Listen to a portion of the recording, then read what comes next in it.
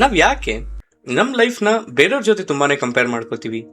ಬೇರೆಯವ್ರು ಮಾಡ್ತಿರೋ ಕೆಲ್ಸಗಳನ್ನ ನೋಡಿ ಅಥವಾ ಬೇರೆಯವ್ರಿಗೆ ಸಿಗ್ತಿರೋ ಸಕ್ಸಸ್ನ ನೋಡಿ ನಮ್ಮ ಲೈಫ್ ಬಗ್ಗೆ ನಾವ್ಯಾಕೆ ಇಷ್ಟೊಂದು ಡೌಟ್ ಪಟ್ಕೋತೀವಿ? ಬನ್ನಿ, ಇವತ್ತಿನ ಸಂಚಿಕೆಯಲ್ಲಿ ಈ ಒಂದು ವಿಷಯದ ಬಗ್ಗೆ ಚರ್ಚೆ ಮಾಡ್ತಾ ಹೋಗೋಣ. ನೀವು ಕೇಳ್ತಾ ಇರೋದು ಗನೋರಾ ಮೀಡಿಯಾ ಕ್ಲಬ್ಬಿನ ಕಿವಿ ಮಾತು. ನಾನು ನಿಮ್ಮ ಅಭಿ.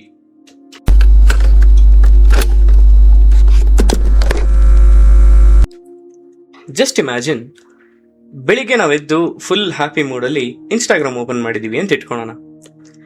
ಇನ್ಸ್ಟಾಗ್ರಾಮ್ ಓಪನ್ ಮಾಡಿದಾಗ ಸಡನ್ ಆಗಿ ಯಾರೋ ಟ್ರಾವೆಲ್ ಮಾಡಿರೋದನ್ನ ಪೋಸ್ಟ್ ಮಾಡಿರ್ತಾರೆ, ಅಥವಾ ಯಾರೋ ಸಕ್ಸಸ್ ಅಚೀವ್ ಆಗಿರೋದನ್ನ ಪೋಸ್ಟ್ ಮಾಡಿರ್ತಾರೆ, ಅಥವಾ ಯಾರೋ ಏನೋ ಪರ್ಚೇಸ್ ಮಾಡಿರೋದನ್ನ ಪೋಸ್ಟ್ ಮಾಡಿದ್ದಾರೆ ಅಂತ ಅನ್ಕೊಳ್ಳೋಣ.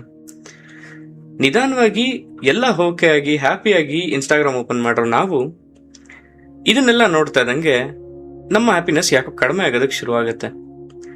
ನಮ್ಮ ಜೀವನ ಏನೋ ಕೆಟ್ಟದಾಗ ನಡೀತಿದೆ ಅಂತ ಅಲ್ಲ, ಅಲ್ಲೇನೋ ನಡೀತಿರೋದನ್ನ ನಾವು ನಮ್ಗೆ ಗೊತ್ತಿಲ್ದಂಗೆ ನಮ್ಮ ಲೈಫ್ ಕಂಪೇರ್ ಮಾಡ್ಕೊಳೋದಕ್ಕೆ ಶುರು ಮಾಡ್ತೀವಿ. ಬೇರೆಯವರ ಟೈಮ್ ಲೈನ್ ಇಂದ ನಮ್ಮ ಲೈಫ್ನ ನಾವು ಮೆಜರ್ ಮಾಡ್ಕೊಳೋದಕ್ಕೆ ಶುರು ಮಾಡ್ತೀವಿ. ಇದರಿಂದ ಬೆಳಿಗ್ಗೆ ನಾವು ಸೋಷಿಯಲ್ ಮೀಡಿಯಾ ಓಪನ್ ಮಾಡಿದಾಗ ಇದ್ದಿದ್ದ ಹ್ಯಾಪಿನೆಸ್ಸು ಇದನ್ನೆಲ್ಲ ನೋಡಿದ್ಮೇಲೆ ಇರಲ್ಲ. ಯಾಕೆ ಹಿಂಗಾಗತ್ತೆ? ಇವಾಗ ನಾವು ಮಾಡ್ತಿರೋದು ಹೇಗಿದೆ ಗೊತ್ತಾ? ಜಸ್ಟ್ ಇಮ್ಯಾಜಿನ್, ನಾವು ಒಂದು ರನ್ನಿಂಗ್ ರೇಸ್ ಓಡ್ತಾ ಇದೀವಿ ಅಂತ. ಓಡ್ಬೇಕಾದ್ರೆ ನಾವೇನ್ ಮಾಡ್ತಾ ಇದೀವಿ, ನಾವು ಕರೆಕ್ಟಾಗಿ ಓಡ್ತಾ ಇದೀವಾ, ನಾವು ಸ್ಟೆಪ್ಸ್ ಕರೆಕ್ಟಾಗಿ ಇಡ್ತಿದೀವಾ, ನಮ್ಮ ಪೇಸ್ ಕರೆಕ್ಟ್ ಆಗಿದ್ಯಾ, ಇದನ್ನೆಲ್ಲ ನೋಡಿದಿರಾ ಸೈಡಲ್ಲಿ ನೋಡ್ಕೊಂಡೇ ಓಡ್ತಾ ಇದೀವಿ.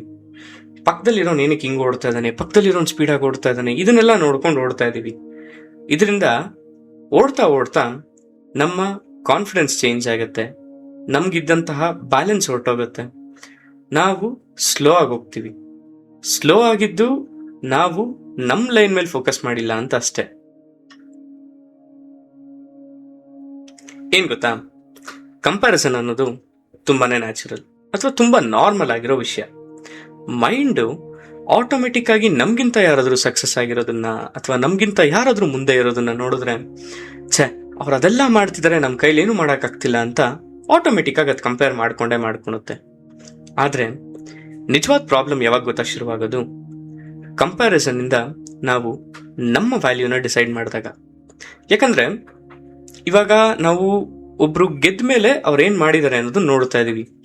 ಬಟ್ ಅವ್ರು ಅದನ್ನ ಮಾಡೋದಕ್ಕೂ ಮುಂಚೆ ಅವ್ರ ಲೈಫಲ್ಲಿ ಎಷ್ಟು ಸ್ಟ್ರಗಲ್ಸ್ ಇತ್ತು, ಅವ್ರು ಅದಕ್ಕೆ ಎಷ್ಟು ಕಷ್ಟಪಟ್ಟಿದ್ದಾರೆ, ಅವ್ರು ಅದನ್ನ ಮಾಡೋದಕ್ಕೆ ಮುಂಚೆ ಎಷ್ಟು ಸತಿ ಸೋತಿದ್ದಾರೆ, ಎಷ್ಟು ಕನ್ಫ್ಯೂಷನ್ ಅಲ್ಲಿದ್ದಾರೆ, ಇದನ್ನ ಯಾವ್ದನ್ನು ನಾವು ನೋಡ್ತಿಲ್ಲ.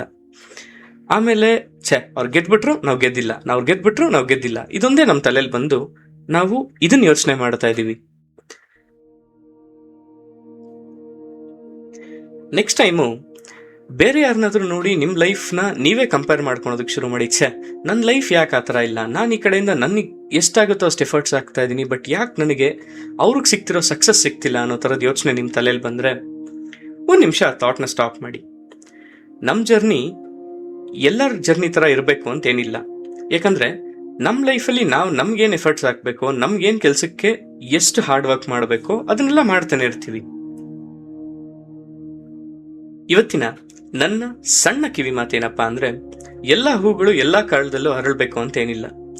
ಕೆಲವೊಂದು ಹೂಗಳು ಹರಳಬೇಕು ಅಂದ್ರೆ ಅದಕ್ಕೆ ಆದಂತಹ ಸ್ಪೆಸಿಫಿಕ್ ಸೀಸನ್ಗಳು ಬೇಕಾಗತ್ತೆ, ಸ್ಪೆಸಿಫಿಕ್ ವೆದರ್ ಕಂಡೀಷನ್ಗಳು ಬೇಕಾಗತ್ತೆ.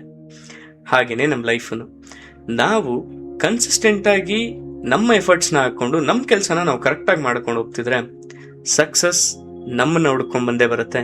ನಾವು ಅದನ್ನ ಹುಡ್ಕೊಂಡು ಹೋಗೋದು ಬೇಕಾಗೇ ಇಲ್ಲ. ಇದುವರೆಗೂ ನೀವು ಕೇಳಿದ್ದು ಗನೋರಾ ಮೀಡಿಯಾ ಕ್ಲಬ್ಬಿನ ಕಿವಿ ಮಾತು. ಹೋಗೋದಕ್ಕೂ ಮುಂಚೆ ನಾನು ಯಾವಾಗ್ಲೂ ಹೇಳೋ ತರ ಲೈಫು ತುಂಬಾನೇ ಸಿಂಪಲ್ ಆಗಿದೆ ಕಣ್ರಿ, ಅದನ್ನ ನಾವೇ ತುಂಬಾ ಕಾಂಪ್ಲಿಕೇಟ್ ಮಾಡ್ಕೊಂತ ಇದೀವಿ. ಸೊ ಇರೋ ಈ ಒಂದು ಸಿಂಪಲ್ ಜೀವನನ ನಗ್ನಗ್ತಾ ಇನ್ನೊಬ್ಬರನ್ನ ನಗಿಸ್ತಾ ಖುಷಿಯಾಗಿರಿ ಅಂತ ಹೇಳ್ತಾ ಸೈನಿಂಗ್ ಆಫ್, ನಿಮ್ಮ ಅಭಿ.